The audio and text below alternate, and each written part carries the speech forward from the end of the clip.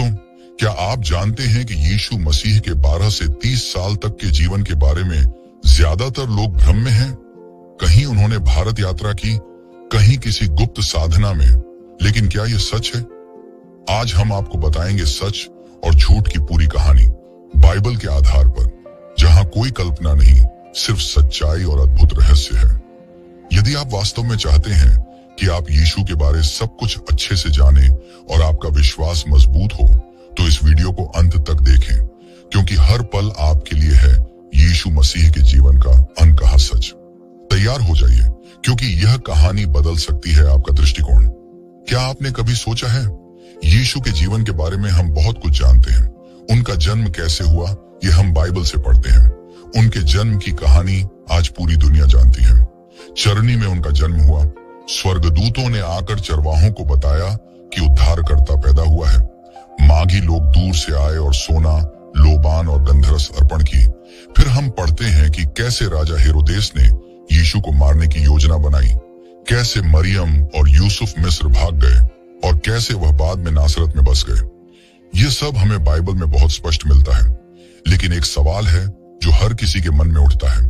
जब यीशु 12 साल के थे और मंदिर में विद्वानों से बातचीत कर रहे थे, और फिर जब वह 30 साल की उम्र में सार्वजनिक सेवकाई शुरू करते हैं, तो बीच के इन लगभग 18 सालों में क्या हुआ? ये एक बड़ा रहस्य है, क्योंकि बाइबल इस पर ज्यादा जानकारी नहीं देती। और यही कारण है कि बहुत से लोग अलग अलग कहानियां गढ़ते हैं। कोई कहता है यीशु भारत गए थे, कोई कहता है उन्होंने तिब्बत में बौद्धों से शिक्षा ली, कोई कहता है मिस्र में गुप्त विद्या सीखी। लेकिन क्या यह सब सच है, या बाइबल हमें कुछ और सिखाती है?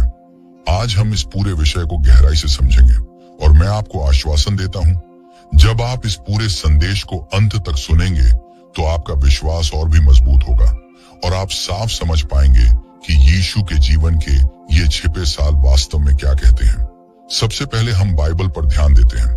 लूका रचित सुसमाचार हमें यीशु के बचपन के बारे में सबसे अधिक जानकारी देता है। लूका अध्याय 2 वचन 40 में लिखा है, बालक बढ़ता गया और बल में दृढ़ होता गया और बुद्धि से परिपूर्ण होता गया, और परमेश्वर का अनुग्रह उस पर था। यह पद हमें यह दिखाता है कि यीशु सामान्य रूप से बड़े हो रहे थे, शारीरिक रूप से भी, मानसिक रूप से भी, आत्मिक रूप से भी। वह किसी भी अन्य यहूदी बच्चे की तरह बड़े हो रहे थे, लेकिन फर्क यह था कि वह पवित्र आत्मा से परिपूर्ण थे। फिर लूका अध्याय 2 वचन 41 से 52 में हमें एक घटना मिलती है। जब यीशु 12 साल के थे, उनके माता पिता हर साल फसह के पर्व के लिए यरूशलेम जाते थे। इस बार जब वे लौटे तो यीशु उनके साथ नहीं थे। 3 दिन तक उन्होंने खोजा और अंत में उन्हें मंदिर में पाया। वह वहां शिक्षकों के बीच बैठे थे, उनकी सुन रहे थे और उनसे प्रश्न पूछ रहे थे, और सब लोग उनके ज्ञान और उत्तरों को देखकर चकित थे। जब मरियम और यूसुफ ने उन्हें डांटा, तो यीशु ने कहा, क्या तुम नहीं जानते कि मुझे अपने पिता के काम में होना चाहिए? यह एक महत्वपूर्ण घटना है, क्योंकि यहाँ पहली बार यीशु ने अपने स्वर्गीय पिता की योजना की झलक दी। लेकिन फिर बाइबल आगे कहती है, यीशु नासरत लौट गए और अपने माता पिता के आज्ञाकारी रहे। और फिर लूका अध्याय 2 वचन 52 में लिखा है, यीशु बुद्धि और डील डॉल में और परमेश्वर और मनुष्यों के अनुग्रह में बढ़ता गया। यहीं पर अचानक बाइबल मौन हो जाती है। अगली बार जब हम यीशु को देखते हैं, वह लगभग 30 साल के हैं और यर्दन नदी पर बपतिस्मा ले रहे हैं। अब यही वह जगह है जहां सवाल खड़ा होता है, इन 18 सालों का क्या हुआ? क्या बाइबल ने उन्हें छिपा दिया है? क्या सचमुच यीशु कहीं और गए थे? अगर बाइबल इतनी स्पष्ट है, तो यह क्यों नहीं बताती कि यीशु 12 से 30 साल तक कहां थे? यहीं पर बहुत से लोग अपनी अपनी कल्पनाएं जोड़ देते हैं। कोई कहता है वह भारत गए, कोई कहता है वह बौद्ध भिक्षु बने, कोई कहता है मिस्र में गुप्त ज्ञान सीखा। लेकिन हमें याद रखना चाहिए, बाइबल सच्चाई की किताब है। बाइबल हमें वही बताती है जो उद्धार के लिए जरूरी है। अगर बाइबल ने इस समय का विस्तार से जिक्र नहीं किया, तो इसका मतलब है कि हमारे उद्धार के लिए यह जरूरी नहीं था। क्यों लोग कहते हैं यीशु भारत गए थे? अब यहाँ एक और रहस्य है। 18वीं और 19वीं शताब्दी में कई पश्चिमी खोजकर्ता भारत और तिब्बत गए। उन्होंने वहां कहानियां सुनी कि कोई ईसा नाम का साधु आया था, और उन्होंने दावा किया कि वही यीशु थे। इनमें से सबसे प्रसिद्ध कहानी निकोलस नोटोविच नामक एक रूसी लेखक ने लिखी। उसने कहा कि उसने लद्दाख के एक मठ में एक पांडुलिपि देखी थी जिसमें लिखा था कि ईसा नाम का व्यक्ति भारत आया, योग सीखा और फिर यहूदियों के पास लौट गया। लेकिन बाद में विद्वानों ने यह साबित कर दिया कि नोटोविच ने यह कहानी घड़ी थी। उसने यह सब अपने किताब बेचने के लिए लिखा था और किसी भी मठ में ऐसी पांडुलिपि कभी नहीं मिली। फिर भी बहुत से लोग आज भी इसे मानते हैं क्योंकि उन्हें लगता है कि बाइबल में जो मौन है उसमें उनकी कहानियां फिट हो सकती हैं। लेकिन क्या यह सच है? क्या यीशु सचमुच भारत गए थे? अगर हम बाइबल पर ध्यान दें तो हमें कई स्पष्ट संकेत मिलते हैं। पहला, बाइबल बार बार कहती है कि यीशु नासरत के रहने वाले थे। मत्ती अध्याय 2 वचन 23। वह नासरत नामक नगर में जा बसा ताकि जो भविष्यद्वक्ताओं के द्वारा कहा गया था वह पूरा हो कि वह नासरी कहलाएगा। अगर यीशु भारत गए होते तो लोग उन्हें भारतीय क्यों नहीं कहते, बल्कि पूरी बाइबल और इतिहास उन्हें नासरी ही कहता है। दूसरा, जब वह अपनी सेवकाई शुरू करते हैं लोग उन्हें बढ़ई का बेटा कहते हैं। मरकुस अध्याय 6 वचन 3। क्या यह वही बढ़ई नहीं है, मरियम का पुत्र और याकूब, योसिस, यहूदा और शमौन का भाई नहीं है? यह स्पष्ट है कि लोग उन्हें बचपन से जानते थे। वे नासरत में ही रहे थे। अगर वे कहीं और गए होते तो गांव के लोग ऐसा नहीं कहते। अब यहाँ आप सोच रहे होंगे, तो क्या सचमुच यीशु कभी भारत नहीं गए? क्या पूरा जीवन नासरत में ही बीता? रुकिए, हम इस सवाल का पूरा उत्तर आगे देखेंगे, लेकिन इतना जरूर जान लीजिए, बाइबल हमें कभी धोखा नहीं देती। अगर हमें यीशु का जीवन जानना है तो हमें बाइबल पर ही भरोसा करना होगा, न कि मनगढ़ंत कहानियों पर। असली रहस्य अभी बाकी है। क्यों बाइबल इन सालों पर मौन है? क्या कोई आत्मिक कारण है? और यह हमारे लिए क्या सिखाता है? अब हम इन्हें एक एक करके देखेंगे और फिर बाइबल की रोशनी में सच्चाई को समझेंगे। सबसे मशहूर दावा यह है कि यीशु भारत आए थे। कहा जाता है कि वह कश्मीर, लद्दाख, वाराणसी या बोध गया जैसी जगहों पर गए। किसी ने कहा कि उन्होंने योग सीखा, किसी ने कहा कि उन्होंने हिंदू धर्म ग्रंथ पढ़े, किसी ने कहा कि उन्होंने बुद्ध के शिष्यों से मुलाकात की। लेकिन यह विचार कहां से आया? असल में इस कहानी की जड़ 19वीं सदी में है।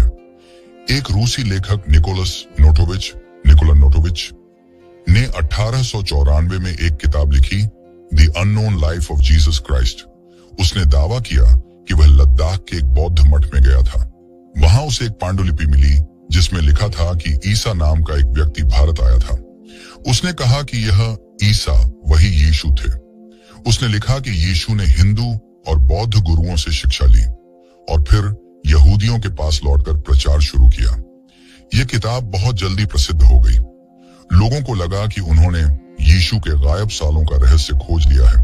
लेकिन क्या आप जानते हैं, कुछ ही सालों में विद्वानों ने यह साबित कर दिया कि नोटोविच ने झूठ बोला था, क्योंकि जब अन्य खोजकर्ता उसी मठ में गए तो वहां के साधुओं ने साफ कहा, हमारे पास ऐसी कोई पांडुलिपि नहीं है। यानी यह पूरी कहानी घड़ी हुई थी। नोटोविच ने किताब बेचने के लिए यह कहानी बनाई और फिर भी आज भी बहुत से लोग इस झूठ को मानते हैं। कुछ लोगों ने कहा कि यीशु तिब्बत गए, वहां बौद्ध भिक्षुओं से सीखा, उन्होंने अहिंसा और ध्यान की शिक्षा ली। लेकिन सोचिए, अगर यीशु सचमुच तिब्बत गए होते तो क्या यहूदी लोग नहीं जानते? क्या नासरत के लोग चुप रहते? जब यीशु ने सेवकाई शुरू की, लोगों ने कहा, क्या यह वही बढ़ई नहीं है? मरकुस अध्याय 6 वचन 3। अगर वह कहीं और गए होते तो लोग कहते, यह तो सालों से गायब था, यह कौन है? लेकिन उन्होंने तो उसे बचपन से पहचाना था, इसलिए यह दावा भी बिल्कुल आधारहीन है। अब आप कहेंगे, लेकिन बाइबल खुद कहती है कि यीशु मिस्र गए थे। हाँ, बिल्कुल सही। मत्ती अध्याय 2 वचन 13 से 15 में लिखा है कि जब हेरोदेस ने बच्चों को मारने का आदेश दिया तो स्वर्गदूत ने यूसुफ को बताया कि मरियम और यीशु को लेकर मिस्र चले जाओ, और वे वहां तब तक रहे जब तक हेरोदेस मर नहीं गया। लेकिन यह तब हुआ जब यीशु छोटे बच्चे थे। कुछ ही समय बाद वे नासरत लौट आए। लोग जो दावा करते हैं कि यीशु बाद में फिर मिस्र गए, उसका कोई बाइबली आधार नहीं है, ना ही कोई ऐतिहासिक प्रमाण। हाँ, यह सच है कि मिस्र में यहूदी समुदाय था, कई विद्वान वहां रहते थे, लेकिन बाइबल कहती है कि यीशु नासरत में ही बड़े हुए। कुछ लोग कहते हैं यीशु ने कहीं गुप्त विद्या सीखी, उन्होंने चमत्कार करना किसी रहस्यमय शिक्षा से सीखा।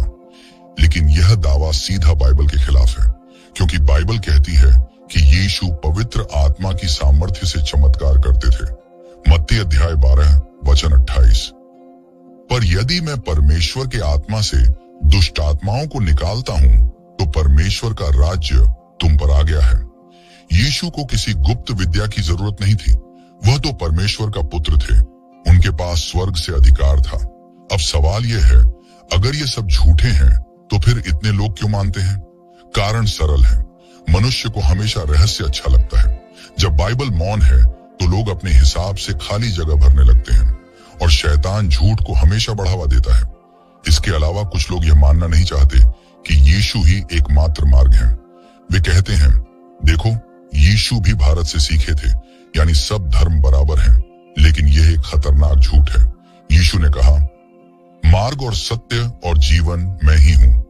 यूहन्ना अध्याय 14 वचन 6। उन्होंने कभी यह नहीं कहा कि उन्होंने किसी से सीखा है, बल्कि उन्होंने कहा, मेरी शिक्षा मेरी नहीं परंतु मेरे भेजने वाले की है। यूहन्ना अध्याय 7 वचन 16। एक और बात ध्यान देने की है, अगर यीशु सचमुच कहीं और गए होते तो बाइबल झूठी हो जाती, क्योंकि बाइबल बार बार कहती है कि वह नासरत में पले बढ़े।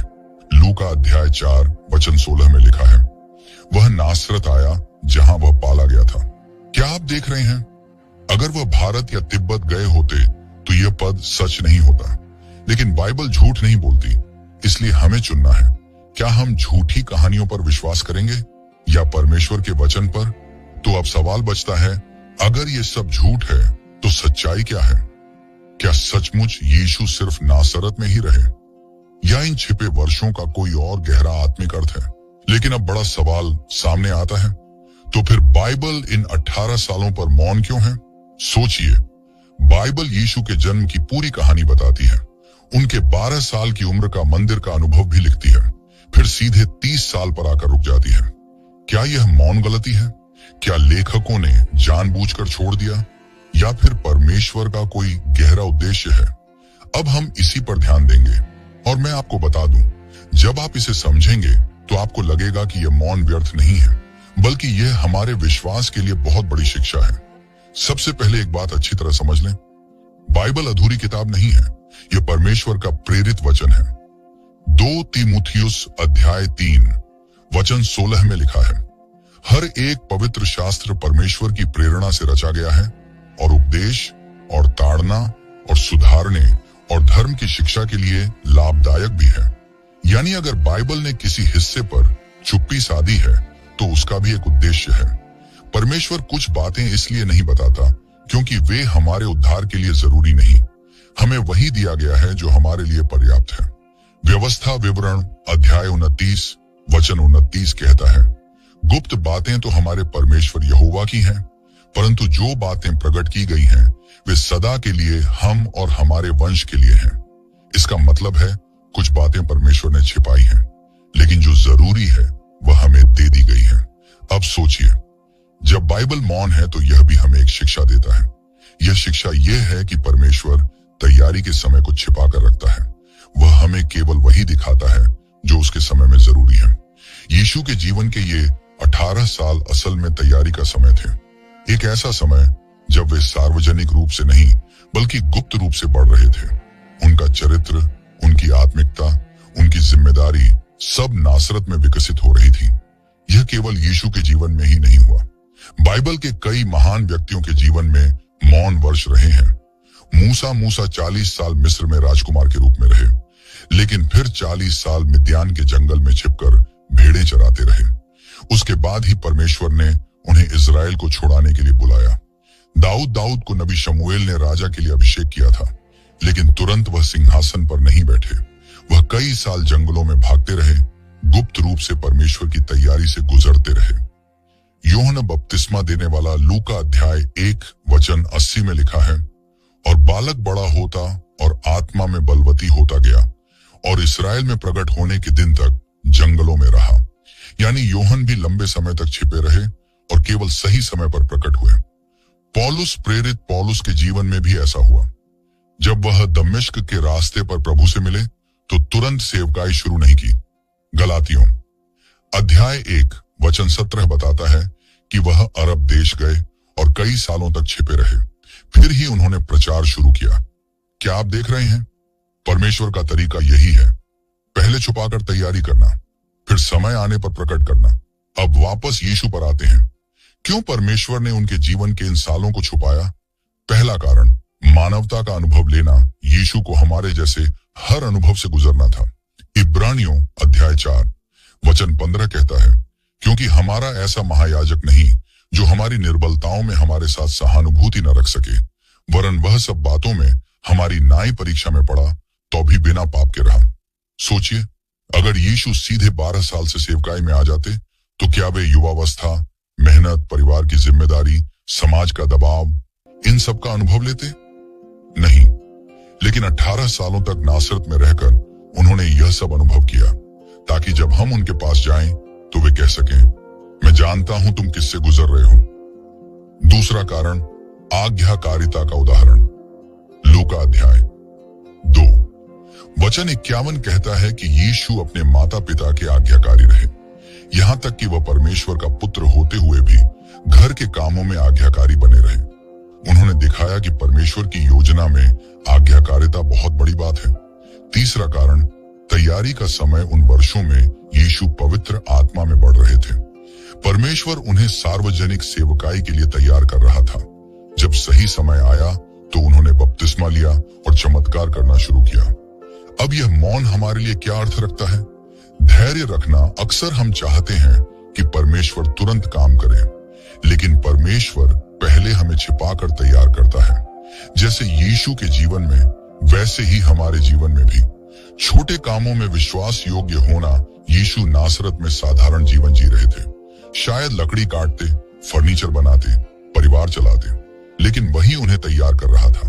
अगर हम छोटे कामों में विश्वास योग्य हैं, तो परमेश्वर हमें बड़े काम सौंपेगा। गुप्त जीवन का महत्व। हम अक्सर चाहते हैं कि लोग हमें देखें, हमें पहचानें, लेकिन परमेश्वर चाहता है कि हम पहले गुप्त जीवन में मजबूत हों, क्योंकि असली चरित्र वहीं बनता है।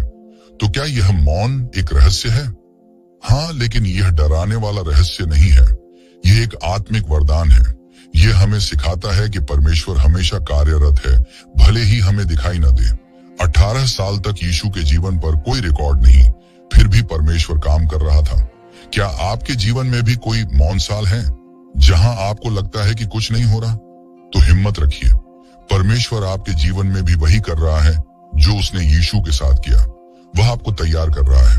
अब आप समझ गए होंगे कि बाइबल का मौन कोई गलती नहीं है, बल्कि यह हमारे लिए एक शिक्षा है। लेकिन सवाल अभी बाकी है, तो क्या यीशु सचमुच सिर्फ साधारण जीवन जीते रहे? क्या वे बस बढ़ई का काम करते रहे, या इन सालों में और भी कुछ खास हुआ? यही हम आगे देखेंगे। अब सवाल आता है, उस छिपे जीवन में यीशु ने क्या किया? क्या वह बस चुपचाप बैठे रहे? क्या वह रहस्यमय जगहों पर घूमते रहे, या उन्होंने साधारण इंसानों जैसा ही जीवन जिया? आज हम यही देखने जा रहे हैं, और जब आप इसे समझेंगे तो आपको महसूस होगा कि यीशु का छिपा जीवन हमारे लिए गहरा आत्मिक संदेश रखता है। सबसे पहले नासरत को समझना जरूरी है।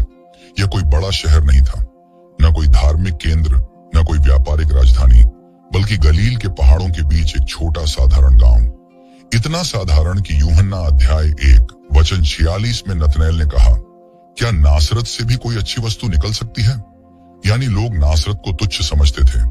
किसी ने उम्मीद नहीं की थी कि वहां से दुनिया का उद्धारकर्ता निकलेगा। परमेश्वर ने जानबूझकर यही चुना, क्योंकि उसका तरीका हमेशा विनम्र शुरुआत से होता है। वह दुनिया को चौंकाना चाहता है। यीशु का परिवार एक साधारण मजदूर परिवार था। पिता यूसुफ, जो आगे चलकर संभवतः जल्दी स्वर्ग सिधार गए, माता मरियम, और बाद में कई भाई बहन। मरकुस अध्याय 6 वचन 3 में उनके नाम भी आते हैं, याकूब, योसेस, यहूदा, शमौन और बहनें भी। यानी यीशु बड़े परिवार में पले बढ़े। उन्होंने बड़े भाई के रूप में जिम्मेदारी उठाई।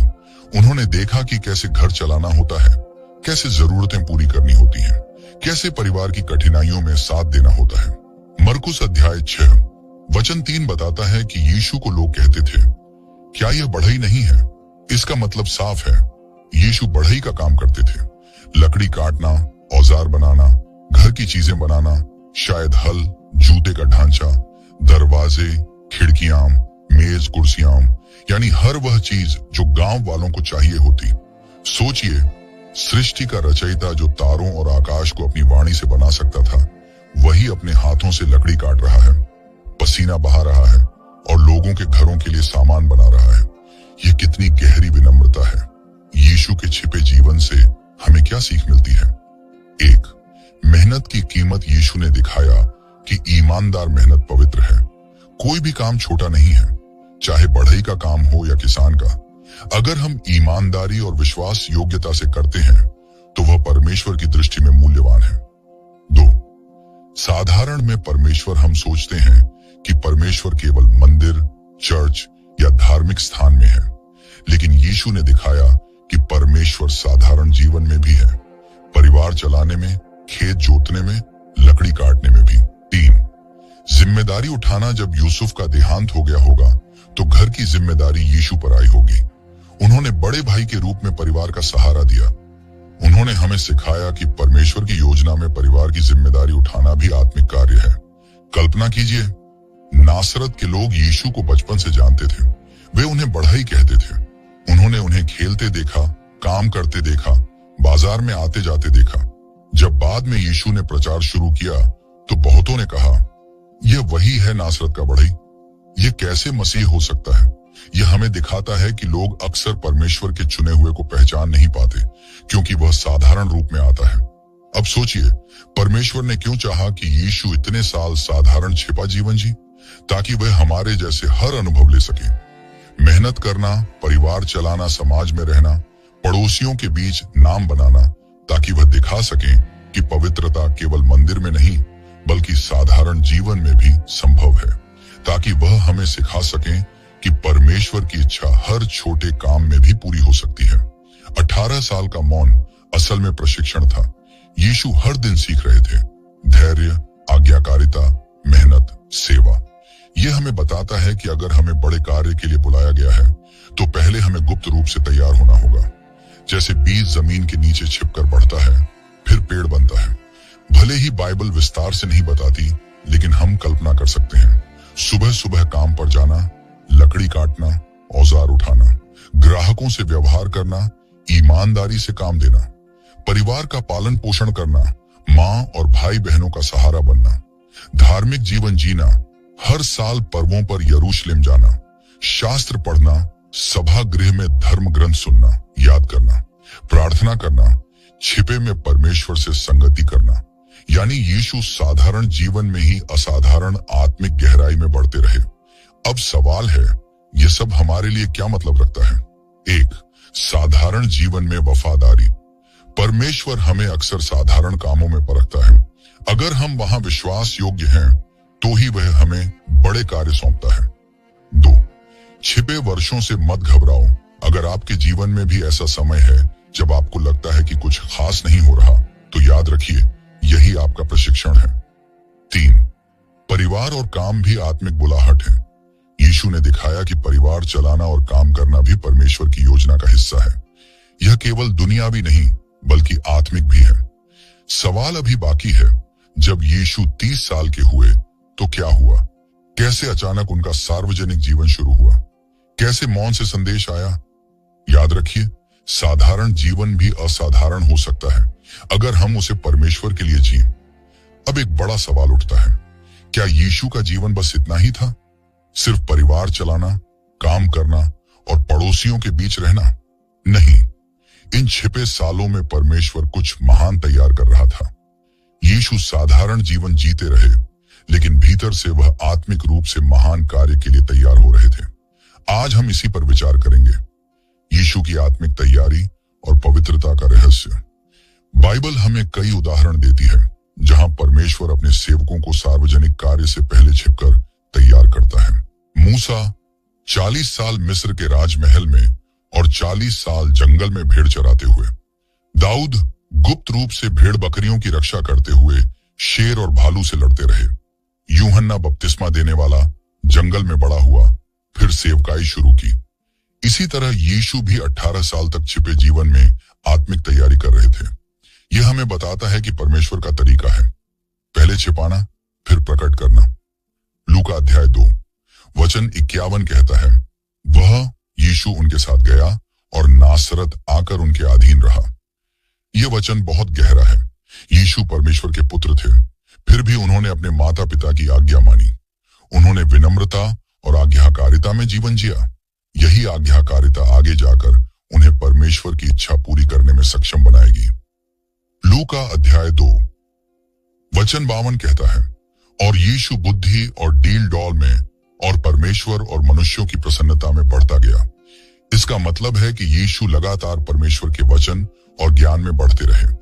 वह सभागृह में जाते, शास्त्र सुनते, याद करते और उस पर मनन करते। उनके मन में पहले से ही परमेश्वर का वचन भरा हुआ था। यही कारण है कि बाद में जब शैतान ने जंगल में परीक्षा ली तो यीशु ने हर बार उत्तर दिया। लिखा है, यह उनके छिपे जीवन की तैयारी का ही फल था। बाइबल हमें बताती है कि यीशु अक्सर अकेले पहाड़ों और सुनसान जगहों पर जाकर प्रार्थना करते थे। यह आदत उनके बचपन से ही रही होगी। वह पिता से गहरा संबंध रखते थे। हर निर्णय से पहले, हर कदम से पहले वह प्रार्थना में समय बिताते थे। इन छिपे सालों में भी वह नियमित रूप से प्रार्थना और संगति में समय बिताते होंगे। लूका अध्याय 3 वचन 22 कहता है, जब यीशु ने अपनी सेवकाई शुरू की तो वह लगभग 30 वर्ष का था। अब सवाल है, क्यों 30 साल? यहूदियों की व्यवस्था में याजकों की सेवकाई भी 30 साल की उम्र से शुरू होती थी। गिनती 4 थी। परमेश्वर ने यही उम्र यीशु के लिए भी तय की। 30 साल का मतलब है परिपक्वता, जिम्मेदारी और तैयार होना। यीशु केवल उम्र में ही नहीं बल्कि आत्मिक और भावनात्मक रूप से भी तैयार हो गए थे। जब यीशु का समय पूरा हुआ तब तक यूहन्ना बपतिस्मा देने वाला जंगल में प्रचार शुरू कर चुका था। यशायाह अध्याय 40 वचन 3 में भविष्यवाणी थी, जंगल में पुकारने वाले का शब्द है, यहोवा का मार्ग तैयार करो। यूहन्ना वही आवाज था। वह लोगों को मन फिराव का संदेश दे रहा था। लोग अपने पापों को मानकर यर्दन नदी में बपतिस्मा ले रहे थे। यही वह क्षण था जब यीशु सार्वजनिक रूप से प्रकट होने वाले थे। मत्ती अध्याय 3 वचन 13 से 17 में लिखा है कि यीशु यर्दन नदी पर आए और यूहन्ना से बपतिस्मा लेने का आग्रह किया। यूहन्ना चौंक गया और कहा, मुझे तो तेरे द्वारा बपतिस्मा लेना चाहिए और तू मेरे पास आया है। लेकिन यीशु ने कहा, अभी ऐसा ही होने दे, क्योंकि हमें इसी रीति से सब धर्म पूरा करना उचित है। तब यूहन्ना ने उन्हें बपतिस्मा दिया और जैसे ही यीशु पानी से ऊपर आए, स्वर्ग खुल गया, पवित्र आत्मा कबूतर के समान उन पर उतर आया और आकाशवाणी हुई, यह मेरा प्रिय पुत्र है जिससे मैं प्रसन्न हूं। यह यीशु की सेवकाई की आधिकारिक शुरुआत थी। ध्यान दीजिए, यीशु ने 30 साल छिपे जीवन में बिताए, लेकिन सार्वजनिक सेवकाई सिर्फ 3 साल की थी। इससे हमें क्या शिक्षा मिलती है? तैयारी का समय लंबा होता है और सेवकाई का समय छोटा लेकिन प्रभावशाली। अगर यीशु को भी 30 साल तैयारी करनी पड़ी तो हमें भी धैर्य से तैयारी करनी होगी। अब सोचिए, यीशु के छिपे जीवन और उनकी तैयारी से हमें क्या सीख मिलती है? 1, परमेश्वर का समय सर्वोत्तम है। हो सकता है हमें लगे कि देर हो रही है, लेकिन परमेश्वर का समय कभी देर नहीं करता। 2, तैयारी कभी व्यर्थ नहीं जाती। हर छिपा साल, हर साधारण काम, हर आज्ञाकारिता, सब हमें परमेश्वर के काम के लिए तैयार करता है। 3, बपतिस्मा और आत्मा का अभिषेक जरूरी है।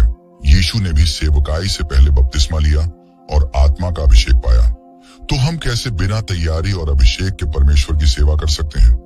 अब आप देख सकते हैं, जो लोग कहते हैं कि यीशु 12 से 30 साल भारत गए थे, वह बिल्कुल गलत है, क्योंकि बाइबल हमें साफ बताती है वह नासरत में रहा, बुद्धि और कद में बढ़ता गया, परमेश्वर और मनुष्यों की कृपा में बढ़ता गया और 30 साल की उम्र में बपतिस्मा लेकर सेवकाई शुरू की।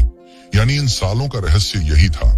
यह तैयारी का समय था, पवित्रता का समय था और परमेश्वर के समय की प्रतीक्षा का समय था। अभी एक अंतिम सवाल बाकी है।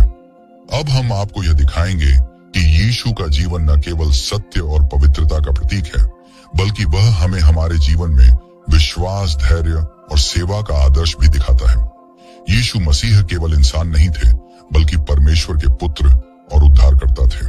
मत्ती अध्याय 1 वचन 21 में लिखा है, वह अपने लोगों का उनके पापों से उद्धार करेगा। इब्रानियों अध्याय 7 वचन 26 में लिखा है, एक ऐसा महायाजक जो पवित्र, निर्दोष और निष्कलंक है। इसका मतलब है कि उनका जीवन पूर्ण रूप से पवित्र और निर्दोष था। वे कभी पाप नहीं करते थे।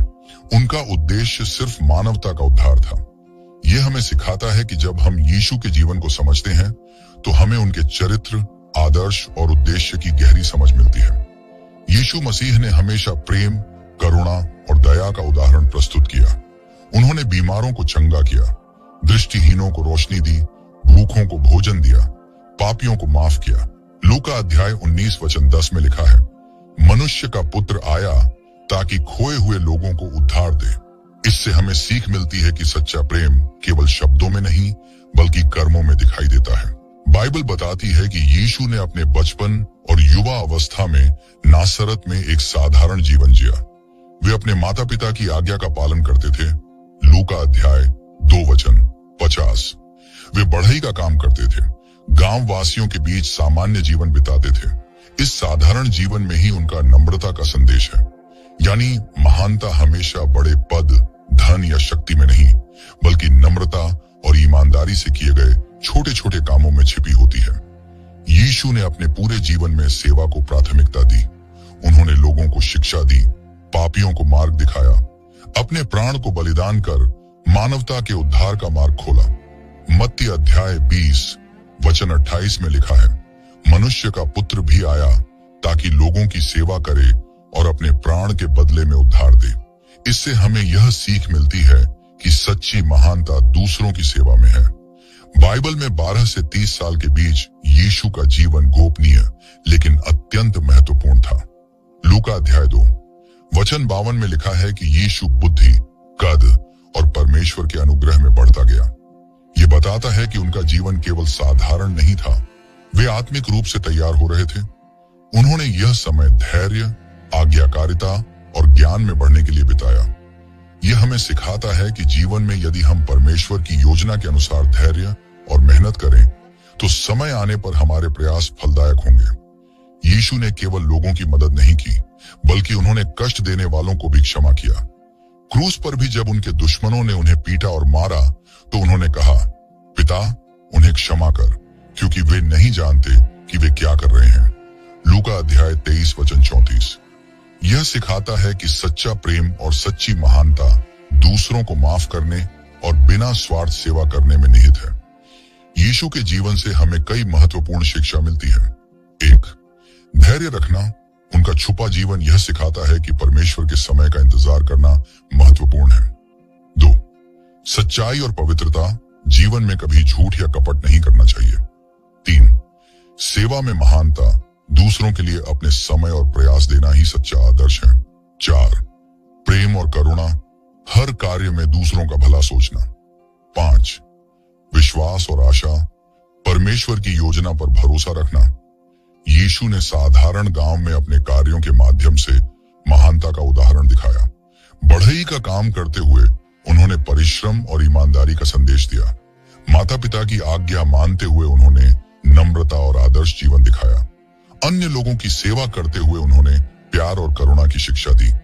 इससे हमें यह समझ आता है कि हर छोटा और सही काम परमेश्वर के लिए महत्वपूर्ण है। यीशु का जीवन सिर्फ शिक्षा देने के लिए नहीं था, उनका उद्देश्य था हमारा उद्धार। उन्होंने हमारे पापों के लिए बलिदान दिया। उनके जीवन में दिखाए गए आदर्श और शिक्षाएं हमें मार्गदर्शन करती हैं। हम उनके आदर्शों को अपनाकर आत्मिक रूप से मजबूत हो सकते हैं। दोस्तों, अब हमने जाना यीशु का छुपा जीवन पवित्रता, धैर्य और तैयारी का प्रतीक था। उनका सार्वजनिक जीवन प्रेम, सेवा और करुणा का आदर्श था। उनका जीवन हमें सिखाता है कि सच्ची महानता केवल पद, शक्ति या धन में नहीं बल्कि सच्चाई, सेवा और नम्रता में होती है। तो जब भी आप जीवन में कठिनाई या लंबा इंतजार देखें, याद रखें परमेश्वर का समय और योजना हमेशा पूर्ण होती है। दोस्तों, यही है हमारे इस वीडियो का गहरा संदेश। यीशु मसीह का जीवन हमें विश्वास, धैर्य, सेवा और पवित्रता की शिक्षा देता है। उनके आदर्शों को अपनाकर हम भी अपने जीवन को अधिक सार्थक और परमेश्वर की योजना के अनुसार बना सकते हैं। यदि आप इस वीडियो को पसंद करते हैं तो इसे लाइक और शेयर करें और ऐसे और बाइबल आधारित सिखाने वाले वीडियो के लिए सब्सक्राइब करना न भूलें।